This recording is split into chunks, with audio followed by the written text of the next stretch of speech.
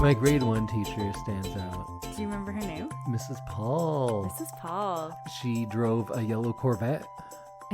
Wow, that's cool. Yeah. So that was the coolest. How old was she?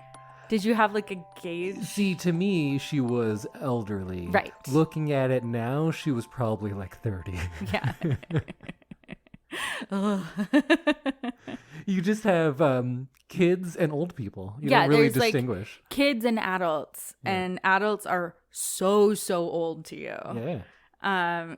That's funny. Who is your favorite? My grade 6 teacher, Miss Munsaf, and she was the first. You know what? I've heard You've heard about her, stories of her already. Yeah. We have like ornaments on our Christmas tree from her, but she was the first teacher I realized like her actual age and like how close to our age she was, because it was like her first year of teaching, and she had this grade 5-6 split, and the class was like real bad, and she ran out crying one time, and she came back and she's like, guys, I'm only like, I can't remember exactly what she said. She's like, I'm only so many years older than you. Like, I'm like, she told us, she's like, I'm 22. I'm like fresh out of school. I'm not like your parents' age. You have to be better in my class. Like, she basically like, because I'm also a baby. Yeah, basically. Yes. And I just remember everyone who was like not listening and being bad in the class was just like struck. Like, they just looked so upset that they had caused this person that we actually really liked, like that we'd upset her. Basically. I do remember teaching high school when I was 23, 24. Yeah. And there was 18-year-olds in my grade 12 class, and that was odd. But I had a beard, so they had no idea how old I was. You were an adult. Yeah. Yeah, I guess I think back to like a lot of the teachers that I had, and I'm sure that they were all like 25, but they seemed like they were 60. If you're not one of us, you're old. Yeah, exactly. Well, I guess that's as good a lead up as anything to our episode, which is another school one. Back to school part 2. Back to school part 2. So welcome everyone to another episode of I Love This, You Should Too. My name is Indy, Yellow Corvette Randhawa, and with me is Samantha, Crying Baby Randhawa. Crying baby. Well, I'm not a yellow Corvette. Close. Really? You are closer to a crying baby than I am to a yellow Corvette. Yeah. You're closer to being a crying baby than I am to having a yellow Corvette. True. Okay. Nickname stand. All right, you crying baby. What are we doing today? So we are doing our second pre-episode for our back to school month. And we are going to have 2 spoiler-free things of the week that are school related. And then Indy is going to reveal what his magical movie for next week is. Oh, so magical? Is it? I guess. I guess. I just mentioned that it's like hotly anticipated. Is it? I don't know. By whom? By me. Okay. Well, yeah, that's half the people in this room, so that's pretty good. Yeah. So hotly anticipated. So, Indy, do you want to start us off with your spoiler-free thing of the fortnight? Yes. So my school-based thing of the week is the 2023 YRCA list. Awesome. So if you've been listening for a while, you'll know that I do this every year. The YRCA is the Young Reader's Choice Awards, and they are books put together by the Pacific Northwest Library Association, and they are chosen by kids, voted on by kids, and there's 3 categories, 24 books, and I read them all every year. This is maybe the 3rd or 4th time we've done it on the podcast. We're a little late this year. Usually I get to them before this, but I thought I'd save them for our back to school episode so you can get some suggestions for your back to school kids. Yeah, this is a way to get kids reading, and I know it's heavily promoted over the summer for... That would make more sense. I should have been doing it then because kids had time to read for fun. Now they're so busy. But who cares? Here's some more books to read. So we are going to start off with the senior division, which is targeted at high school age kids. And we'll talk about the winner of each division because this has already happened. Mm-hmm. This is last year's, the 2023 list. There are the 2024s, they're already out, and you can start reading those. But let's look at last year's. So the winner was The Inheritance Games by Jennifer Lynn Barnes. I figured that would win. It's good. It's fine. It's definitely a page turner. It's one of those like, who did this? And like, here's this big convoluted plot and someone's real handsome. So, people are going to love it. And they did. So it won. I would have voted for Dear Justice, which is a novel by Nick Stone. And it's a companion piece to Stone's earlier book, Dear Martin. And it's about racial injustice, friendship, and really the criminal justice system. The book follows Quan, who's a black teenager who is currently incarcerated, and he is writing letters to his childhood friend, Justice, who was the protagonist of that other book, if you read that one. And through those letters, he's reflecting on his life, his choices, and the circumstances that led him to be where he is now. There's lots of grappling with questions of identity, responsibility, and the possibility of redemption, if that's even something that can be achieved. And it's about someone kind of confronting their own past and confronting their future at the same time. So that would be my pick. It, I don't think, even finished in the top 5, but it sounds like a good book. I thought it was. So many years, The Senior is always my favorite. There's so many great novels there. Not so much this year. I don't know. They were fine. Was there a lot of like orphans who don't know their lineage who turn out to be fantastic? A little bit, yeah. I feel like that's a heavy theme in like the YA books. That's more in the intermediate division. Oh, okay, yeah. So in the intermediate division, which is kind of a junior high school aged one, the winner was The Paper Girl of Paris by Jordan Taylor. Yeah, it was pretty good, I guess. It was kind of a mystery, and mysteries tend to get people on board because you want to figure out what happens. Everybody loves a twist. I think my favorites were first The Henna Wars by Abida Jagirdar. It is a book about identity, cultural appropriation, and the story follows a Bangladeshi Irish teenager, because this is all taking place in Dublin, who is a talented artist and then is doing henna work.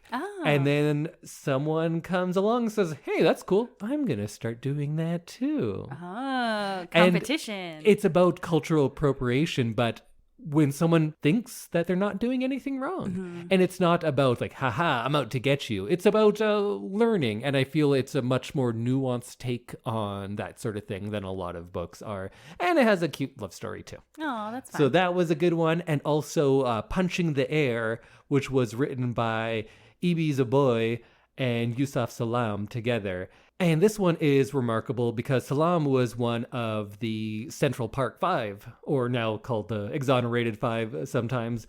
Do you know about that at all? Not really, no. So this was a group of 5 young Black and Latino men who were sent to jail for wrongfully committed for a rape of a woman when he was 15. And he spent 8 years in prison.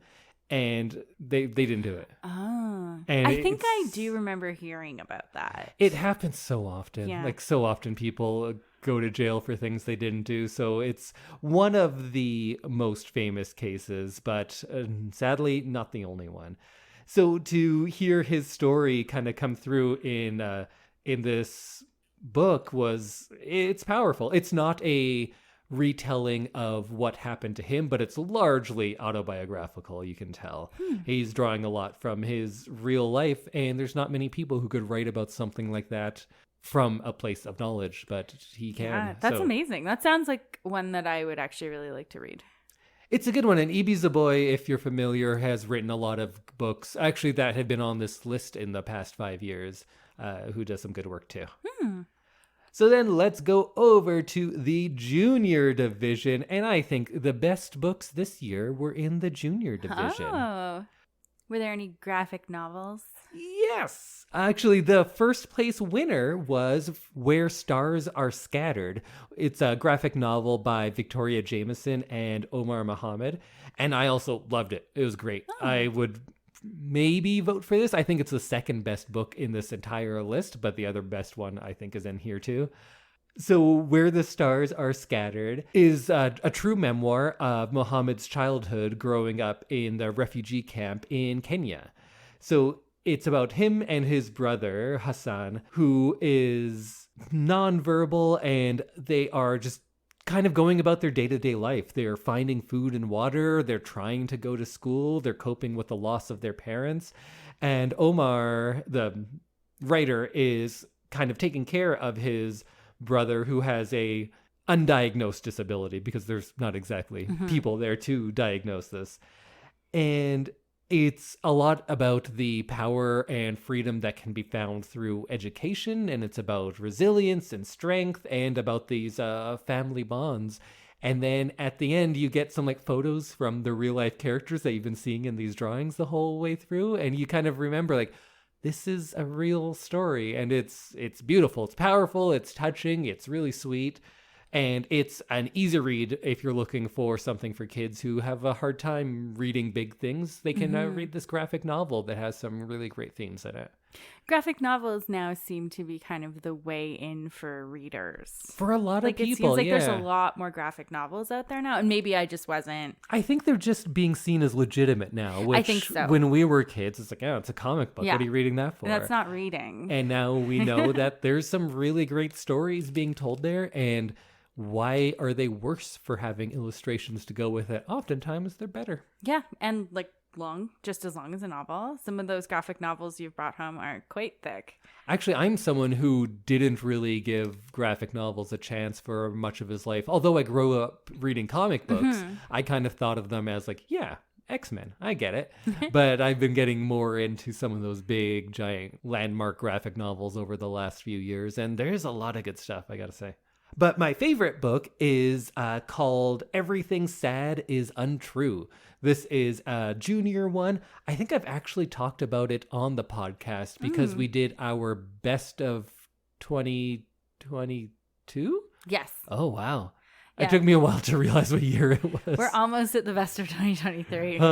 So I think I might have talked about it there. I can't remember, but it's great. It's pretty heartbreaking, but it's such an honest memoir. The writer of this captures the most specific emotions, and it didn't just show me something new, like this is about the challenges faced by a refugee, and that's a story that I've read. It's not something that I've experienced, but it shows you that. But then also the emotions that he's able to tap into, it kind of showed me something that I had forgotten about my own life.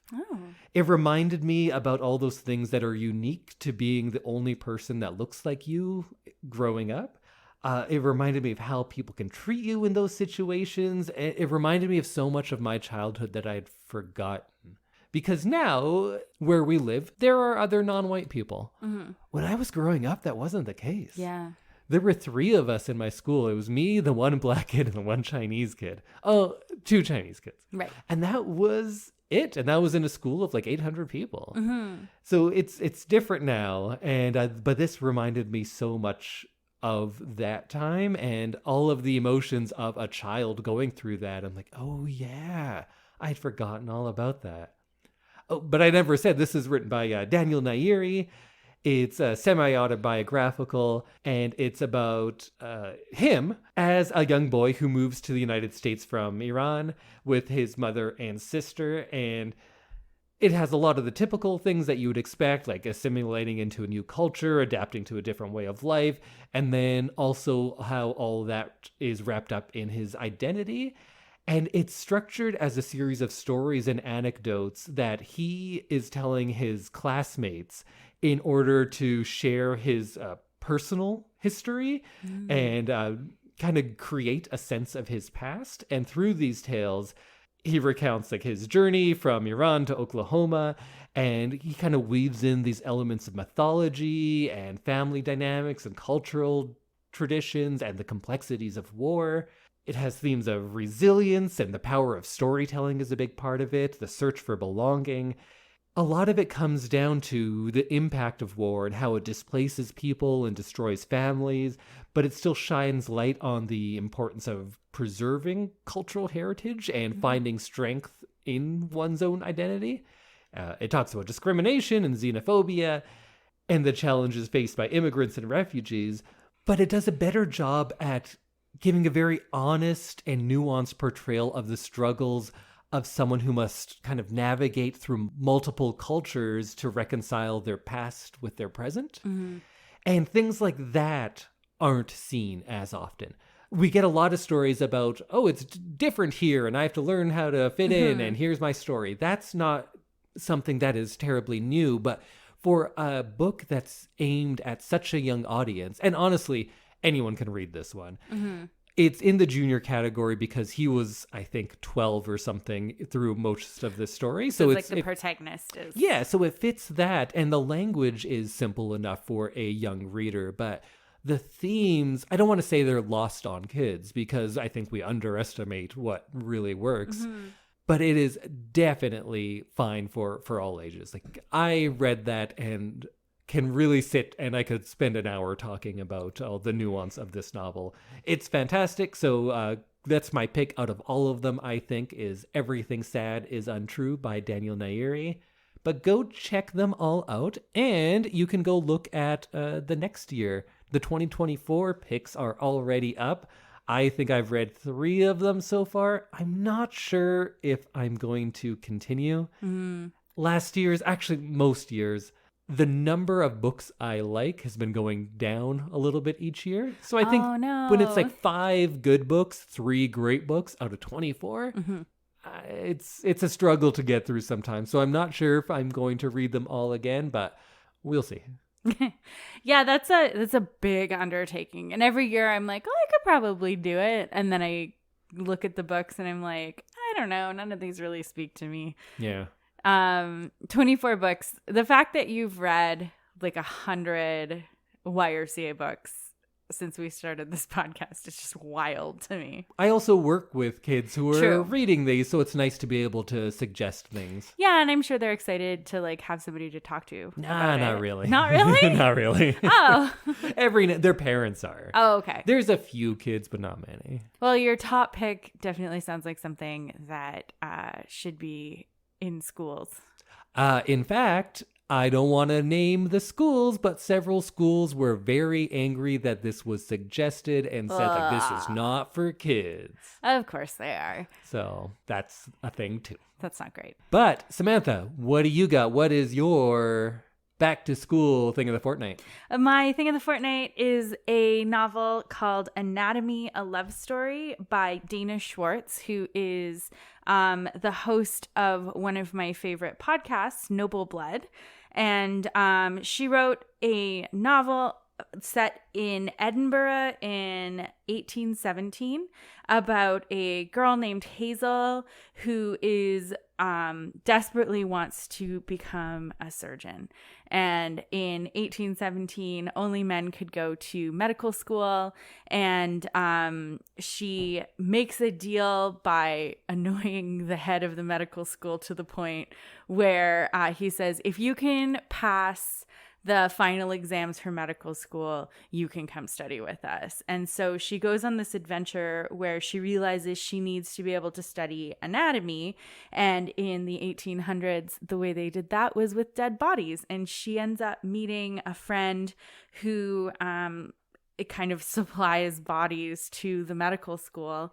And he kind of brings her into this world of body trading and grave robbing. Oh, I know a lot about that. And for some reason, that is like the most popular podcast story. I think I've listened to 8 different podcasts. Oh, me too. Yeah, about grave robbing and how that is how we know a bunch about medicine now. Yeah. So you got kind of a glimpse of Hazel's daytime life, where she lives with her family and she's being kind of set up to marry a like wealthy man, and how she wants, the only thing she wants in the world is to become a doctor, and the lengths she's willing to go to get it. And you get to see kind of her nighttime life as well, which is running around with grave robbers so that she can study bodies kind of for free because also she doesn't have the money to pay for a body to study. So I found this one really interesting. It is a little bit more like young adult than it is the books I normally read, but I really enjoyed it. It had a fun story, and you get to kind of go on this like gothic tour of Edinburgh. Often called one of the most haunted cities in the world. Yeah, so it was very, very cool. It's called Anatomy, a Love Story by Dana Schwartz, and you can also check out her podcast, Noble Blood. Which you've been listening to for quite a while now, right? I have. And it's about women in history who were nobility and who did some very, very cool things. And some of the things that they did that kind of get overshadowed by the men in their lives. So I find that really interesting. And she's got a really great voice. And I really enjoy both the book and the podcast. Did she narrate her own book? No. Oh, that's odd. I Well, was you'd think kind a of podcaster writing a book, they would do was the audiobook. a little bit sad about it, but it's like more voice actors. Oh, okay. So there's like multiple people reading in the audiobook. But I was really hoping that she'd at least do like a narrator role or something. Yeah, that would make I sense. really enjoy her voice, and I was kind of hoping that her book would be done by her. Off the top of your head, do you have a favorite voice in podcasting? I feel like Aaron Mahnke. Mm-hmm. I really like Aaron Mahnke. And then probably Dana Schwartz. And Dana Schwartz is actually on Grim and Mild, the podcast network that Aaron Mahnke started. Yeah. So that's how I found that podcast. I'd go Phoebe Judge. Phoebe Judge does have a really good voice. Glenn Washington has a special place in my heart, and Ira Glass kind of got me into podcasting. Oh, yeah. Glenn Washington is really good, and I really enjoy Spooked. I don't know that I've listened to much of his non-spooky content. So I've been listening to him for like 10 plus years. So to me, his voice is Scary Stories. Right, which is cool too. Yeah, and I really enjoy him for that. And of course, us. And of course, Indy Randhawa. Not me. Yours. You have a good voice. Oh, thanks. It really, I listened to like a bit of the first episode and I don't even sound like myself. I feel like I figured my voice out somewhere in the I've been sounding less like season. myself as we go because my, like we were talking about, my customer service voice or my child talking voice starts infiltrating into my life a lot more. And I just talk like that all the time now. It's hard to escape. It is. It's very, very hard to escape. Okay, well, Andy, it's time. What are we watching for next week? So at some point in this whole experiment, the podcast, that is. The experiment of the podcast, yeah. I always say, like, I want to bring the same level of criticism or insight or, like, digging for things to every movie. And that was kind of a big part of my thesis of this podcast. Like, everything is as valuable as everything else if you put the effort in. Whatever movie you like, if you're able to talk about it and explain what it means to you, that is a valuable choice. I'm not here for this is high art, this is popcorn, or everything else. So let's put that to the test. Okay. So this is going to be the first movie I've done this year, maybe in quite some time, that the Rotten Tomato score is under 85. Oh my God. And it's under 40. What? This is maybe my lowest rated movie that I picked. Oh, I did do Mac and Me. Oh, right. But Mac and Me is, goddamn, that's so good. But I'm not counting that. No, because that was intentionally bad. So and that's the joy of it. Yeah, this might be the lowest. I'm really interested to know what it is now, because you're usually like, oh, Rotten Tomatoes agrees with me. Often. Yeah, often they do. Do you have guesses? Porky's. Weird? No, just kidding. I was like, I've been asking you all week. This is a movie that kind of launched a $2 billion man. Oh, Tom Cruise? No.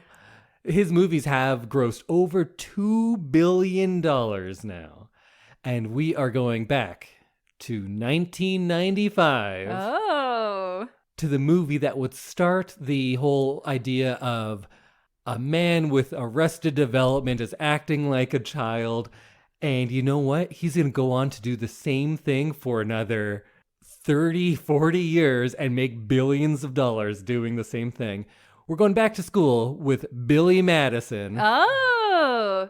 Do you know that movie? It's Adam Sandler. Yeah, I know it's Adam Sandler. I don't really know much about it. What do you know about Adam Sandler? That he usually plays the like big doofus in movies. Mm-hmm. He's like uncoordinated and like bad at life. Yeah, that's not far. I'm like trying to figure out. I don't know about the uncoordinated. I think he might be normally coordinated, but an idiot usually. Yes, an idiot. Yeah. And I think he's usually like now, because he does romantic comedies, I think he's usually paired with someone who is like 7 times hotter than he is. True. He's always the like everyday guy. But where did that start? Billy Madison. Okay, I'm excited. Like so many things, this movie, I would argue, is a satire of those types of movies where there is a comedic performer with a defined persona, your Robin Williams, your Billy Crystals, your Steve Martins. And this was a thing in the 80s and 90s.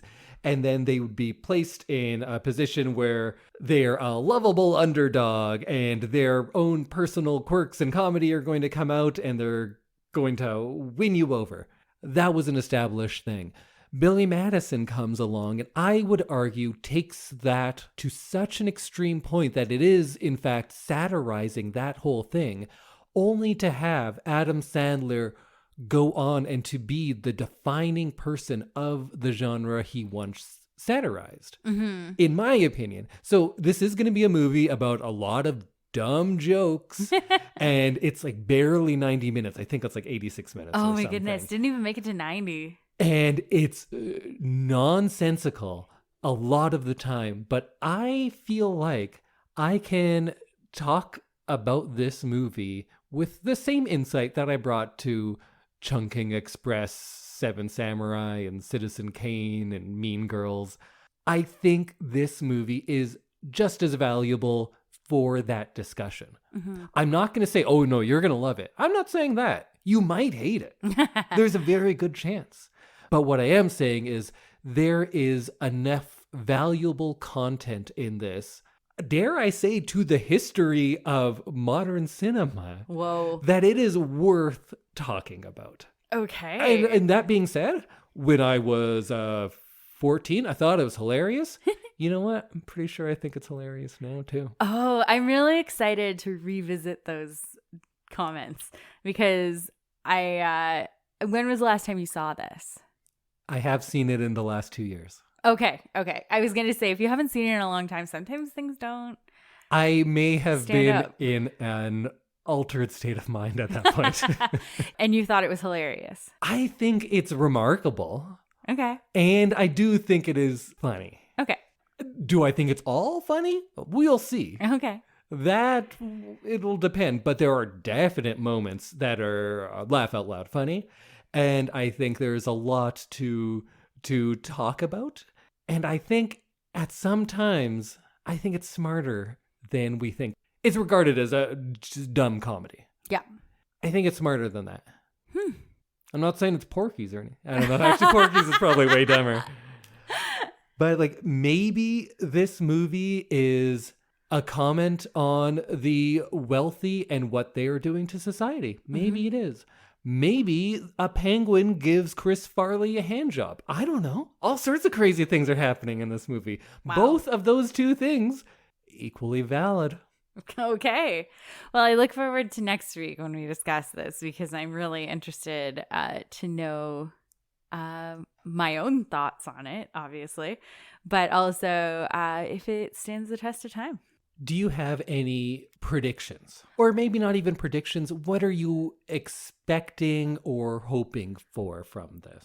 I think, like I said, there'll be a very beautiful woman.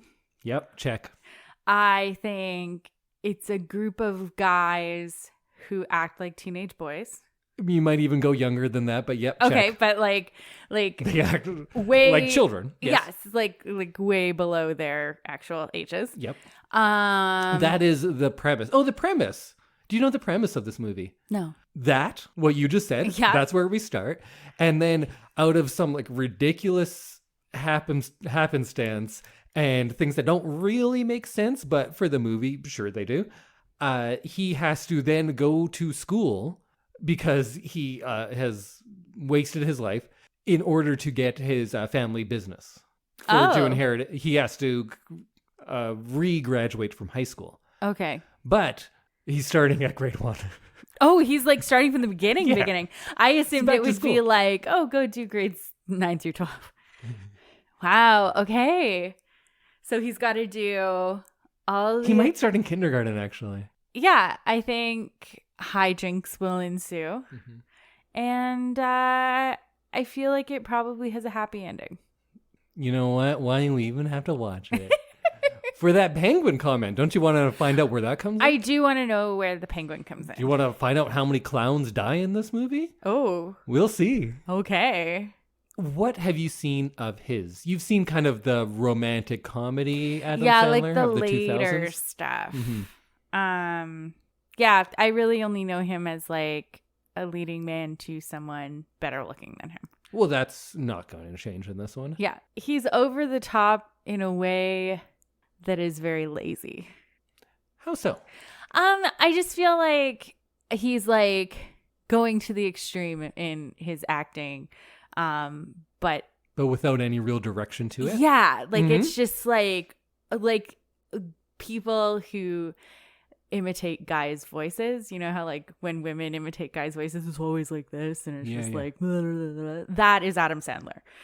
That voice. I'm not going to argue that. And I'm not going to say that that's not present here.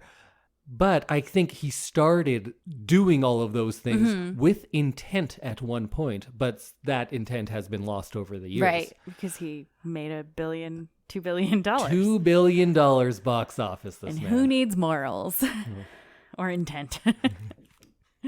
Well, I think what he does now is exactly what I would do if I were in his position. He only does movies with his friends that take place in Hawaii, so he can go on a vacation with all of his best friends. Yeah. It's brilliant. It's brilliant, really. yeah. And production pays for it. Yeah. And he has like a production company too, so he can make a lot of the calls. Happy Madison. Yes. Named after Happy Gilmore and Billy Madison, the two movies that kind of launched him, and I would say probably still his best too.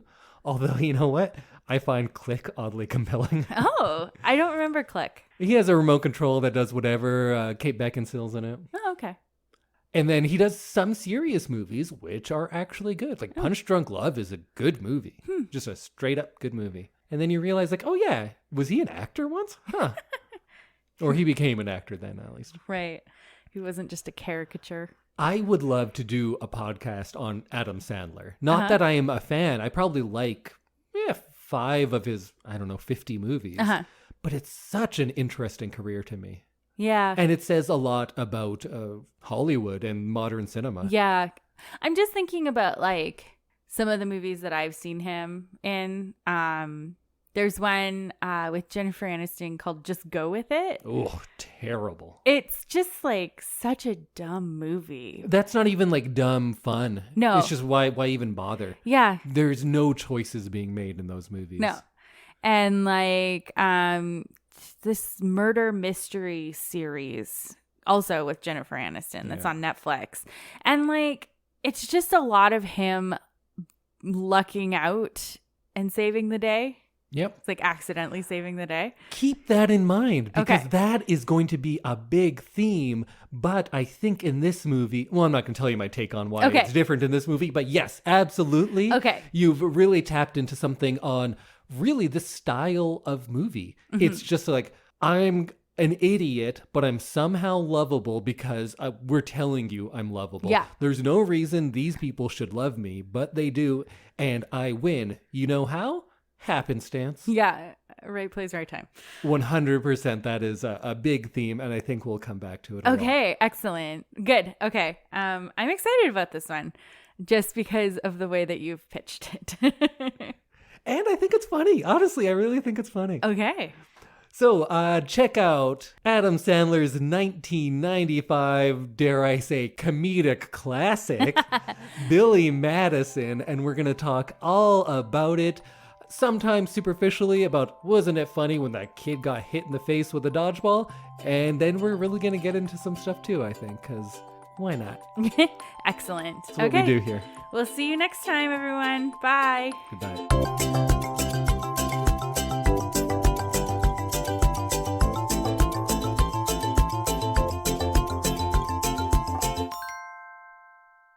Back to school, to prove to Dad that I'm not a fool. Is this Got a song my that's... lunch packed up, my boots tied tight. Hope I don't get in a fight. Oh, back to school. Oh, I like that song.